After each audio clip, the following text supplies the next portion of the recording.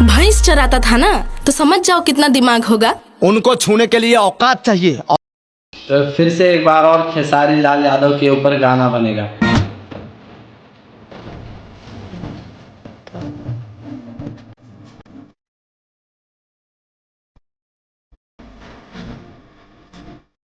काजल रोमानी ने अभी हाल फिलहाल में एक डिफेंडर वाला सॉन्ग निकाला था, लइका ना चाही, डिफेंडर वाला।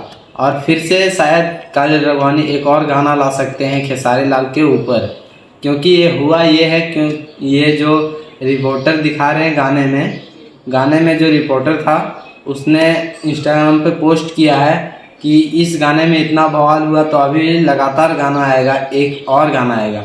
अभी हुआ मतलब ये कि यह गाना रिलीज़ किया काजल राघवानी ने, तो उसके बाद मतलब जितने खेसारी लाल यादव के फैंस हैं और जो छोटे सिंगर हैं, खेसारी लाल के फैंस भी हैं और छोटे सिंगर भी हैं, गाना भी गाते हैं छोटे छोटे, तो उसने काजल राघवानी के ऊपर बहुत सारे गाना शुरू कर दिया। बहुत से गाने अभी यूट्यूब में पड़े होंगे, सिर्फ डिफेंडर वाला सॉन्ग मंगाइएगा तो बहुत ज़्यादा आ जाएगा सॉन्ग, इसीलिए शायद काजल राघवानी को बुरा लग गया। अब बोल रहे हैं कि और ज़्यादा गाना आएगा। अभी तो शुरुआत है, बाकी एक और गाना आने जा रहा है, शायद आ जाएगा, ज़्यादा दिन नहीं लगेगा। तो ये डिफेंडर वाला मामला तो सॉल्व होने का नाम ही नहीं ले रहा है।